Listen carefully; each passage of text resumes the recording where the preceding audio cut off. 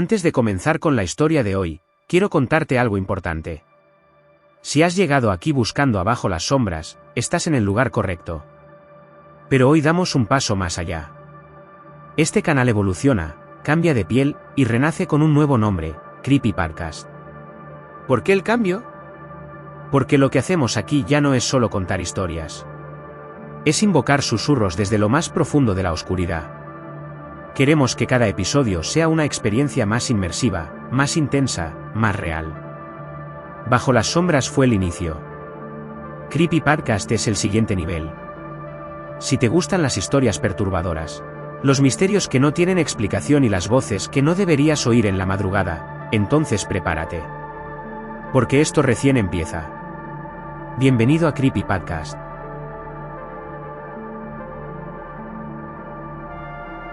El eco de los espejos.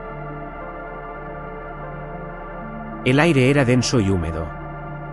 Daniel se deslizó por el estrecho pasadizo, sintiendo como las rocas raspaban su traje de neopreno. Detrás de él, Elvira, la buceadora experta del grupo, le seguía de cerca. Eran el equipo de exploración más experimentado de la región, y la Cueva de los Espejos, un laberinto submarino de pasadizos interconectados, era su desafío más grande hasta la fecha. La cueva era famosa por sus formaciones de cristales de calcita, que brillaban como espejos al reflejar la luz. Pero también era conocida por su complejidad y por los rumores de exploradores que se habían perdido en sus interminables ramificaciones. Habían estado bajo el agua durante más de una hora, y la botella de oxígeno de Daniel estaba a la mitad. Vamos a tomar la siguiente ramificación a la izquierda, le comunicó por el intercomunicador. Elvira asintió. La visibilidad era escasa, y la única luz era la que emanaba de sus linternas. El agua se sentía pesada, y la presión en los tímpanos era constante. A medida que avanzaban, el pasadizo se hacía cada vez más estrecho, forzándolos a moverse de lado para poder pasar. Cuando el pasadizo se abrió en una pequeña caverna, ambos se sintieron aliviados. En el centro de la caverna había un pequeño estanque de agua cristalina, rodeado de cristales brillantes que reflejaban sus linternas. Daniel se detuvo para admirar el paisaje, pero Elvira estaba más preocupada. Marcos y Laura deberían habernos alcanzado hace 15 minutos, dijo. Están en algún punto del laberinto. Tendremos que volver a la superficie si no aparecen en la próxima media hora. Daniel asintió y se dispuso a volver al pasadizo. Pero un sonido metálico, un golpe seco, les hizo girar. La botella de oxígeno de Elvira se había enganchado en una roca afilada. «Maldita sea», exclamó. Daniel se apresuró a ayudarla. Intentó liberarla, pero no había manera. Elvira se movió, intentando liberar su botella. Pero al hacerlo, perdió el equilibrio y cayó. Al caer, su linterna se golpeó contra una roca, rompiéndose en 1000 pedazos. La caverna se sumió en la más absoluta oscuridad. «Elvira», gritó Daniel, su voz resonando en el agua. «Estoy aquí», respondió ella, pero su voz sonaba distante, ahogada por el pánico. Daniel encendió su linterna. El haz de luz oscilaba, buscando a su compañera. La encontró en el fondo del estanque, luchando por salir. Elvira había logrado soltar su botella de oxígeno, pero al hacerlo, su máscara se le había resbalado. Elvira no era una buceadora experta como él, y el pánico se había apoderado de ella. «Daniel, mi linterna se ha roto», gritó. «No puedo ver nada, no puedo ver nada». La claustrofobia, un miedo que Daniel pensaba tener bajo control, se apoderó de él. La oscuridad, la falta de espacio, el agua que los rodeaba, todo se unió en una sensación de pánico. Sabía que tenía que actuar con rapidez. Tenía que sacar a Elvira de allí. Con un último destello de determinación, Daniel se sumergió y nadó hacia Elvira. La encontró luchando por encontrar una salida en la oscuridad. Con su linterna, le iluminó el camino, y la ayudó a salir del agua. Al llegar a la superficie, ambos se miraron. Las caras, húmedas y pálidas, reflejaban el horror. Elvira tenía la mirada perdida. «Daniel, no puedo ver», dijo con un susurro. «Mi linterna se ha roto. No sé dónde estoy». Daniel se dio cuenta de lo que había sucedido. Estaban en una de las ramificaciones de la cueva, y sin la linterna de Elvira, no tenían suficiente luz para volver al punto de partida. Estaban atrapados. Daniel, con la voz temblorosa, le dijo: «Tranquila. Nos encontraremos. Saldremos de aquí». Pero las palabras se sentían vacías. Sabía que la cueva de los espejos no era un laberinto en el que se pudiera improvisar. Los espejos de calcita, en lugar de ser un adorno, eran un engaño. Hacían que los pasadizos parecieran más grandes de lo que eran. Que las cuevas parecieran más profundas. Que la luz pareciera rebotar, pero solo era una ilusión. Era una trampa. Los días se convirtieron en un borrón de oscuridad, hambre y sed. El aire se hizo más pesado. Las voces de Daniel y Elvira se volvieron roncas. Daniel intentó encontrar una salida, pero cada pasadizo que tomaba, se cerraba en un callejón sin salida. La claustrofobia, la oscuridad, el pánico de Elvira, se hicieron insoportables. Daniel se sintió impotente. Y una noche, Elvira se acostó, sin decir nada. Daniel le preguntó si estaba bien, pero no respondió. A la mañana siguiente, Daniel la encontró dormida, con la cara pálida. Elvira no despertó. La había perdido. Solo, Daniel sintió que la cueva lo consumía. El frío, la soledad y la oscuridad eran un peso insoportable. Pero cuando el último aliento se le fue del cuerpo, Daniel vio algo. En un rincón de la cueva, en un lugar donde la luz nunca había llegado, había una pequeña grieta. Una grieta por la que entraba la luz. La luz del sol. Y de repente, Daniel sintió un hilo de esperanza. Un hilo tan delgado como el de una araña. Y comenzó a gatear hacia la grieta, ignorando el hambre, la sed y el dolor de su cuerpo. Lo último que vio Daniel antes de que la oscuridad lo consumiera por completo fue la luz. La luz de la salida. La luz que nunca llegaría a alcanzar. La esperanza, sin embargo, era real. Y con ella, llegó la paz. La cueva de los espejos había reclamado una víctima más, pero había un pequeño detalle, un último misterio que Daniel no había logrado comprender. Elvira no había muerto. Había sido encontrada por un equipo de rescate, días después, en una de las ramificaciones de la cueva. Estaba deshidratada, desorientada, pero viva. Cuando le preguntaron cómo había logrado sobrevivir, solo pudo responder: Daniel me dijo que no me preocupara, que la luz me guiaría. Y de repente, la vi. La luz de la salida. El misterio de cómo Elvira había logrado sobrevivir, sin luz, sin agua, y sin el compañero que la había guiado, se convirtió en una leyenda. Una historia de supervivencia. Y de un amor incondicional que había desafiado las leyes de la lógica y de la física. Y en la cueva de los espejos, el eco de las palabras de Daniel aún resonaba. El eco de la esperanza. El eco de la promesa. El eco de la luz.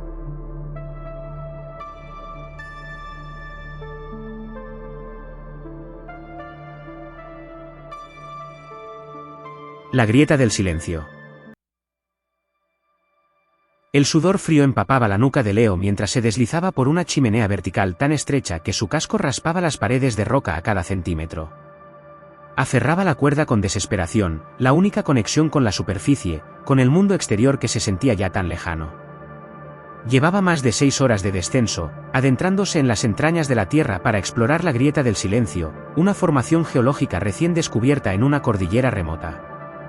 Su nombre no era casualidad, era una cueva con una acústica peculiar que absorbía cada sonido, dejando una quietud tan profunda que rozaba lo aterrador. Leo era un espeleólogo solitario por elección.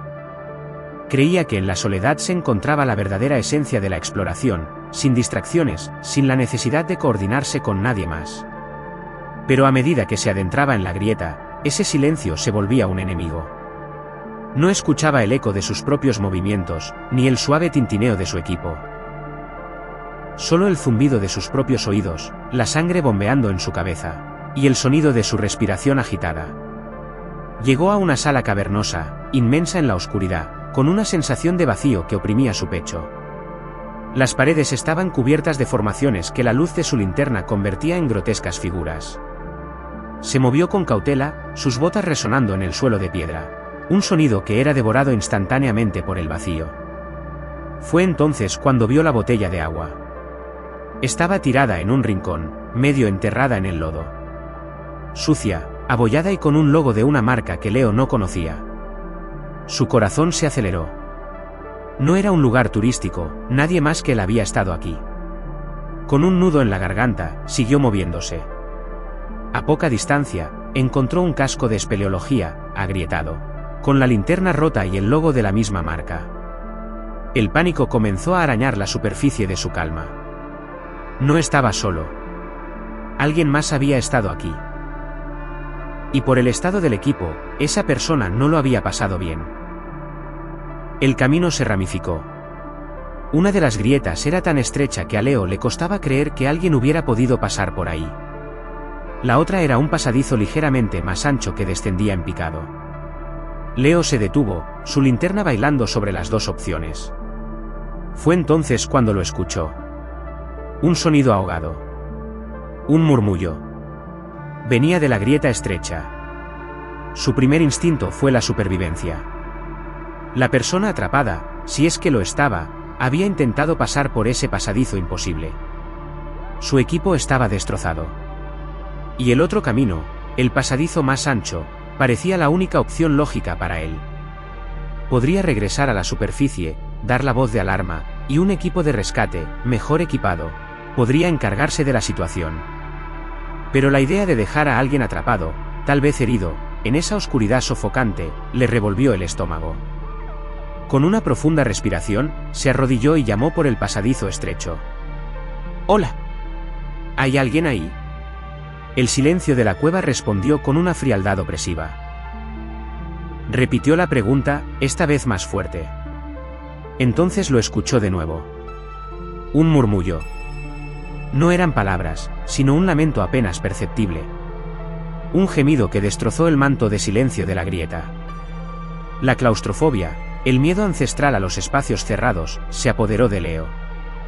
Sentía que las paredes se cerraban a su alrededor, que el peso de la roca sobre su cabeza era insoportable. Tenía que elegir entre su propia seguridad y la vida de un desconocido. El pasadizo estrecho era una pesadilla para un espeleólogo como él, de cuerpo grande y musculoso. Sabía que se arriesgaba a quedar atrapado para siempre. Pero el lamento del desconocido se repetía, cada vez más fuerte, como un eco de su propia conciencia. Se despojó de todo su equipo superfluo, dejando solo lo esencial. Con un último destello de determinación, se arrojó a la grieta. El pasadizo era una tortura. Apenas podía respirar. Se arrastraba, empujaba, giraba su cuerpo en ángulos imposibles. Las rocas rasgaban su piel a través del traje. Cada centímetro era una lucha agónica contra la desesperación. Y el murmullo de la persona se hacía cada vez más cercano. Después de lo que pareció una eternidad, llegó a una pequeña cámara. La luz de su linterna recorrió el lugar. No era un espacio habitable, era un nicho en la pared, lo suficientemente grande para una sola persona. Y ahí, atrapado entre las rocas, estaba el espeleólogo. Era una mujer. Tenía los ojos cerrados, la cara cubierta de lodo y sangre, y la pierna atrapada bajo una roca. Su mochila y equipo estaban hechos pedazos. Se había caído, y la caída había movido una roca que la había aplastado. Leo le habló, intentando tranquilizarla, pero ella no respondía. No se movía. Su corazón se hundió. La mujer parecía muerta. Había arriesgado su vida para nada. Estaba a punto de volverse, la desesperación invadiéndolo, cuando la mujer abrió los ojos. Eran grandes y oscuros, llenos de un terror mudo. No, no respires, murmuró con una voz quebradiza. Leo la miró, perplejo. No entendía. La mujer volvió a cerrar los ojos, y una lágrima de lodo rodó por su mejilla. Su mano se movió con lentitud, señalando una pared de roca. Leo giró su linterna y vio algo que le heló la sangre. El pasadizo por el que había llegado se había cerrado. Una enorme losa de roca se había desprendido, sellando su única vía de escape. El lamento ahogado de la mujer se hizo más fuerte. Leo se dio cuenta entonces. No era un lamento de dolor. Era un lamento de advertencia. La cueva estaba viva. O no, no viva, sino que se movía, se asentaba, se rompía. El peso de la roca sobre ellos era tan inestable que cualquier movimiento, cualquier vibración, podría desatar un colapso total. El silencio que había notado no era un fenómeno acústico, era un vacío, una quietud total y anormal que anunciaba el inminente movimiento de las rocas. La mujer le susurró de nuevo, su voz casi inaudible. No, respires. Leo lo entendió todo. La mujer no se había movido para no provocar un colapso. Había aguantado ahí, atrapada, sin moverse, sin respirar con fuerza, esperando, ¿el qué? ¿La muerte? ¿El milagro? Y Leo, en su desesperada prisa por llegar, había hecho todo lo contrario. Se había movido, había respirado con fuerza, había provocado la vibración que había sellado la salida. Había sido él mismo quien había activado la trampa de la cueva. El pánico se apoderó de él de una forma que nunca había experimentado. La oscuridad total, el peso de la roca sobre su cabeza, la quietud opresiva. Y ahora, el conocimiento de que él mismo era la causa de su propio encierro. Y la cara de la mujer, que lo miraba con sus ojos llenos de terror, no era de un desconocido. Era de él mismo. Porque, cuando la luz de su linterna parpadeó por última vez antes de apagarse, Leo vio el logo en su propio traje. El mismo logo que había visto en el equipo de la mujer. El logo que no había reconocido. Y en la última fracción de segundo de luz, Leo se dio cuenta de lo que realmente había encontrado. Un espejo de su propia desesperación, una advertencia de la cueva, un reflejo de su propio destino. El eco de su propio grito de pánico se perdió en la grieta del silencio, un silencio que él mismo había ayudado a crear.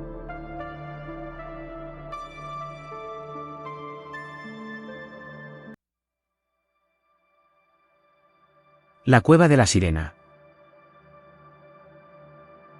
El olor a salitre y a humedad era constante. No había aire fresco, solo el vaho de mi propia respiración condensándose en el interior de mi máscara. Con la linterna en la mano, iluminaba el estrecho pasadizo submarino.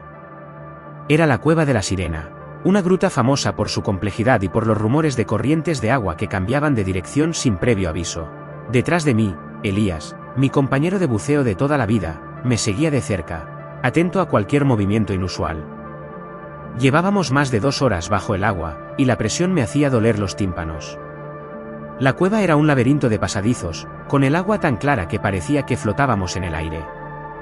Pero a medida que nos adentrábamos, la visibilidad se reducía. La única luz era la que provenía de nuestras linternas, que bailaban sobre las formaciones rocosas que parecían criaturas petrificadas. Fue entonces cuando lo sentí.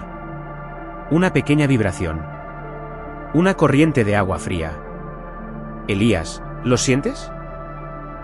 Le dije por el intercomunicador.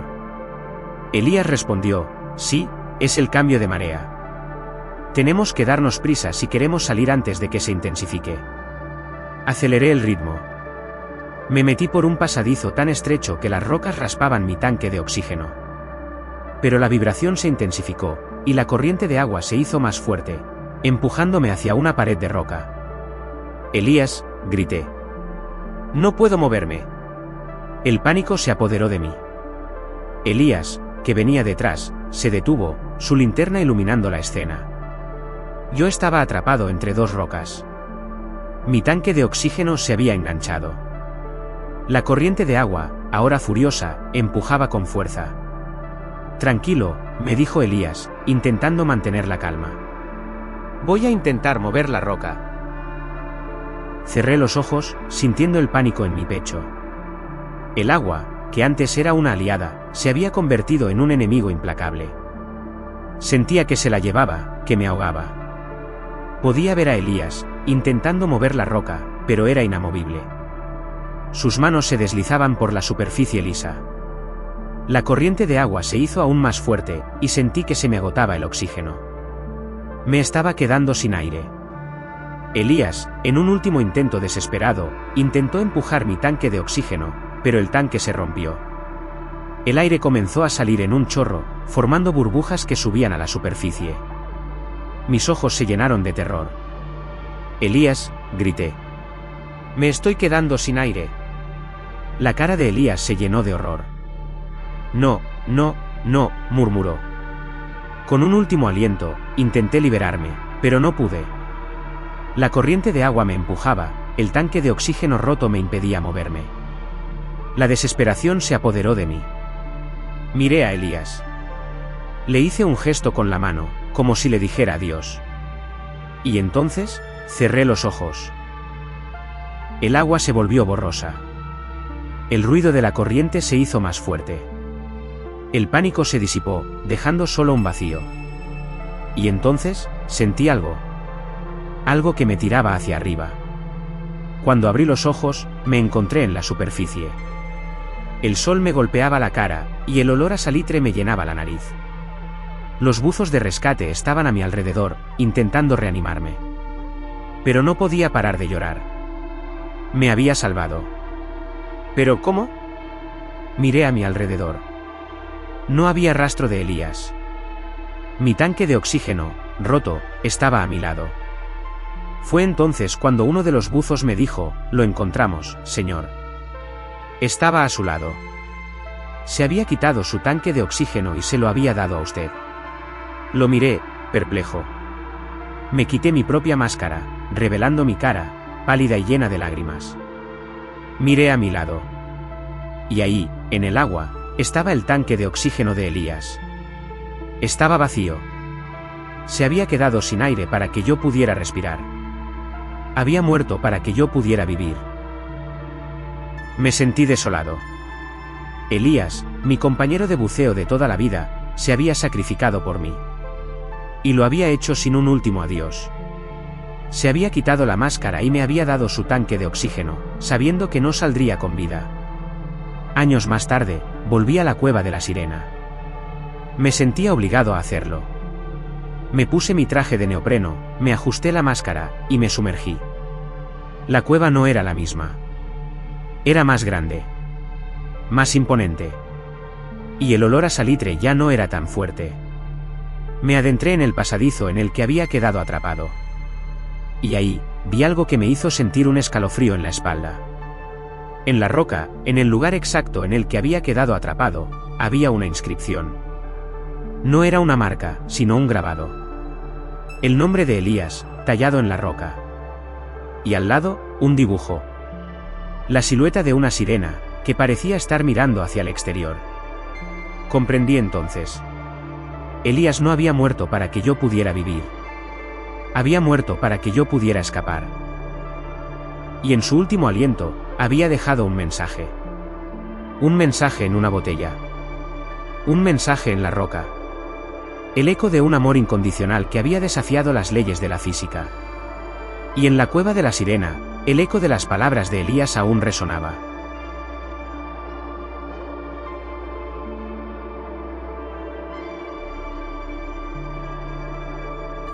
La cueva del eco. El silencio era tan profundo que le dolían los oídos. Se llamaba Samuel, pero en la cueva, bajo la luz parpadeante de su linterna, era solo una sombra más. Su plan era sencillo: explorar la cueva del eco, un sistema cavernoso recién descubierto. El nombre le venía de su principal característica, una cámara principal donde cualquier sonido, por bajo que fuera, se amplificaba en un eco eterno. Samuel era un espeleólogo veterano, acostumbrado a la soledad y a la oscuridad. Pero esta cueva era diferente. No era el silencio lo que le inquietaba, sino el eco. Y hoy, el eco había desaparecido. Había entrado a la cueva hace 6 horas. El descenso había sido un calvario de pasadizos estrechos y descensos verticales. Ahora, se encontraba en la cámara principal, un espacio cavernoso de un tamaño inmenso. Había dejado una cuerda guía para orientarse, pero cuando intentó seguirla de vuelta, se dio cuenta de que no estaba. La cuerda que había dejado como guía había desaparecido. El pánico comenzó a arañar la superficie de su calma. Samuel decidió volver por donde había venido, pero cada pasadizo que tomaba parecía llevarlo a un lugar diferente. Las formaciones rocosas, que antes parecían familiares, se habían vuelto extrañas. Sus linternas, antes brillantes, ahora daban una luz tenue. Y el aire, que antes era fresco, ahora era pesado y denso. Se estaba quedando sin oxígeno. Fue entonces cuando la escuchó. Una voz. Su propia voz. Samuel, ¿estás ahí? Samuel se detuvo en seco. Giró su cabeza en todas las direcciones, pero no había nadie. La voz volvió a sonar, más fuerte esta vez. Samuel, ¿me oyes? El pánico se apoderó de él. Se dio cuenta de que no era su voz, era una voz que se parecía a la suya, pero que no lo era. Una voz que provenía de todas partes a la vez. El eco de la cueva, pero un eco que hablaba. ¿Corrió? Corrió a ciegas por el laberinto, su linterna parpadeando, su respiración agitada. Se topó con un muro de roca, y se sentó en el suelo, la espalda apoyada en la pared. Cerró los ojos, intentando calmarse. Pero la voz se hizo más fuerte. Samuel, ¿por qué no respondes? Samuel no respondió. Se dio cuenta de que la voz era una trampa. Una trampa que lo había hecho perder la cordura. Pero la voz no paraba. Samuel, ¿dónde estás? Te estoy buscando. Y Samuel, en un momento de lucidez, se dio cuenta de lo que estaba pasando. La cueva no era un laberinto, era un eco. Un eco que no solo replicaba los sonidos, sino que también replicaba los pensamientos. Un eco que lo estaba volviendo loco. Se puso de pie, su linterna en la mano. Soy Samuel, dijo, su voz resonando en el vacío. Estoy aquí. El eco respondió de inmediato. Samuel, estoy aquí. ¿Por qué no me encuentras? Samuel se dio cuenta de que la voz no lo estaba volviendo loco. La voz era el mismo. Él, en su desesperación, había gritado su nombre. Y la cueva, el eco, se lo había devuelto. Se dio cuenta de que no estaba atrapado en la cueva, sino en su propia mente. La cuerda guía no había desaparecido, la había perdido. Las formaciones rocosas no habían cambiado, su percepción lo había hecho. Y el aire, que se sentía denso, era solo su respiración agitada. Samuel estaba atrapado en un laberinto de sus propios miedos. Con un último destello de determinación, Samuel se sentó en el suelo, cerró los ojos, y escuchó. Escuchó el silencio. Escuchó el latido de su propio corazón. Y escuchó la voz. Una voz que no lo estaba volviendo loco, sino que le estaba pidiendo ayuda. Una voz que no era un eco, sino un reflejo de su propia desesperación. Se dio cuenta de que el verdadero peligro no era la cueva, sino él mismo. Que su miedo a la soledad, a la oscuridad, a la claustrofobia, era lo que lo estaba atrapando. Se puso de pie, su linterna en la mano. Ya no escuchaba la voz. Solo el eco de su propio coraje. Y con un último grito, «Estoy aquí», se dirigió hacia la salida. La salida estaba a solo unos metros. La había pasado por alto en su desesperación. La luz del sol le golpeó la cara. El aire fresco le llenó los pulmones. Se había salvado. Pero no de la cueva. Se había salvado de sí mismo. Y a partir de ese día, nunca volvió a ser el mismo. El eco de su propia voz, el eco de su propio miedo, lo perseguiría para siempre.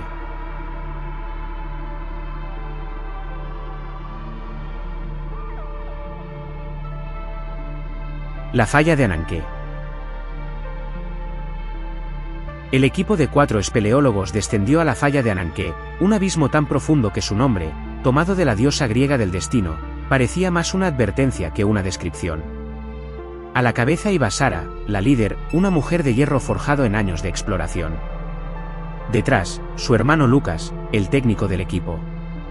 Luego, el experto en geología, David, un hombre reservado que pasaba horas analizando las formaciones rocosas.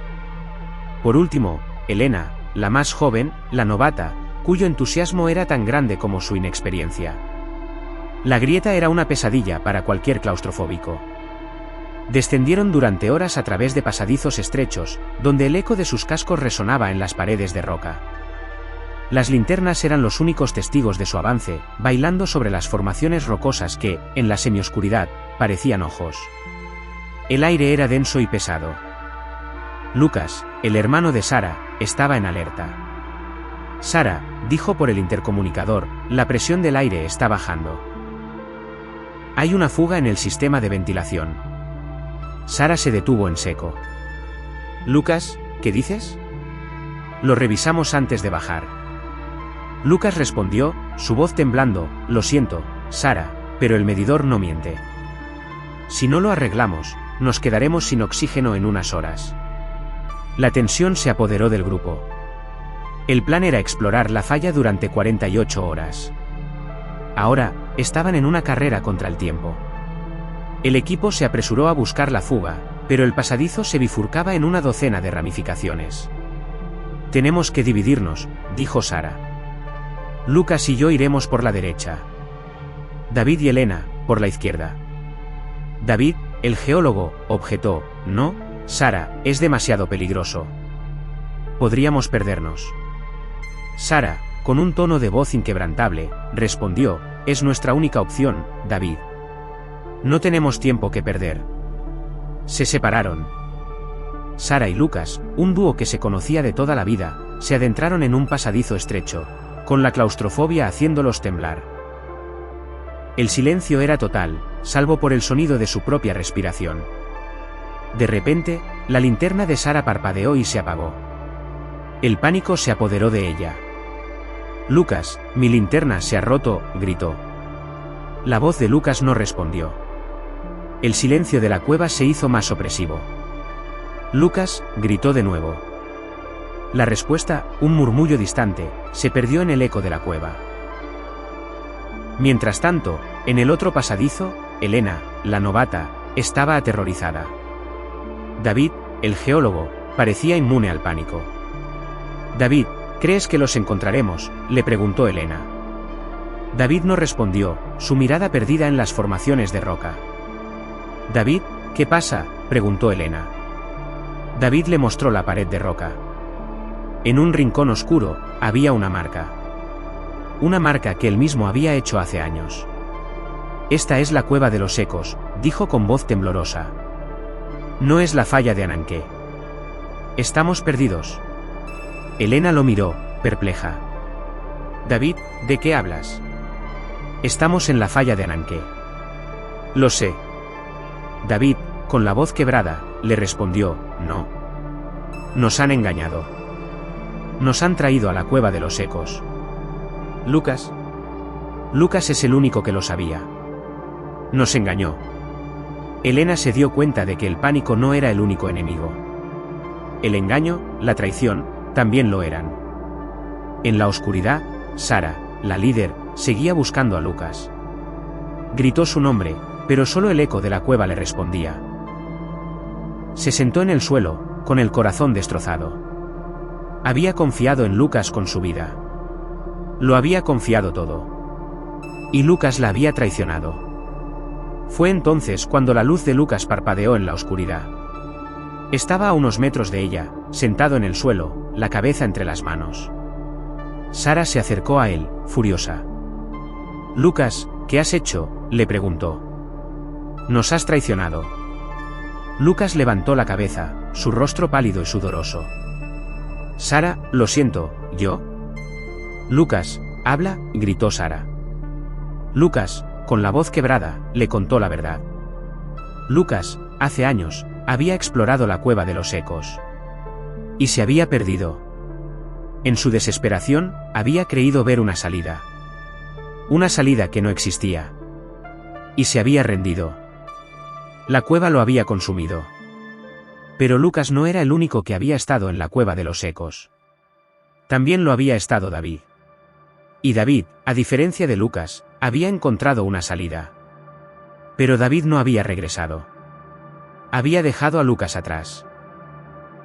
Lucas, con el tiempo, se había recuperado, pero la experiencia lo había cambiado. Y ahora, había vuelto a la cueva, pero esta vez con Sara, su hermana. Quería vengarse de David. Quería que David sintiera lo que él había sentido. Quería que David se perdiera para siempre. Sara se quedó sin palabras. La traición, el odio, el resentimiento, se habían escondido bajo la superficie de la cueva. La falla de Ananké no era una trampa de la naturaleza, sino una trampa de los hombres. El laberinto no era de roca, sino de mentiras. La linterna de Sara volvió a encenderse, y esta vez, la luz iluminó algo que le heló la sangre. En la pared, justo detrás de Lucas, había una pequeña grieta. Y dentro, dos figuras. Dos figuras que se movían. Dos figuras que no eran David y Elena. Eran dos espeleólogos, con el mismo traje que ellos, atrapados en la grieta. Eran las mismas figuras que habían sido abandonadas en la cueva, las mismas figuras que habían sido dejadas atrás. Y Sara, en un momento de terror, se dio cuenta de que no estaban solos. Que la cueva no era una trampa, sino un lugar de castigo. Y David y Elena, en la oscuridad, también lo sabían. Porque en la pared, justo detrás de ellos, había una inscripción. El nombre de Sara, tallado en la roca. Y al lado, un dibujo. La silueta de una mujer, con el rostro cubierto de lodo. Y David, el geólogo, lo entendió todo. La falla de Ananké no era una cueva. Era un destino.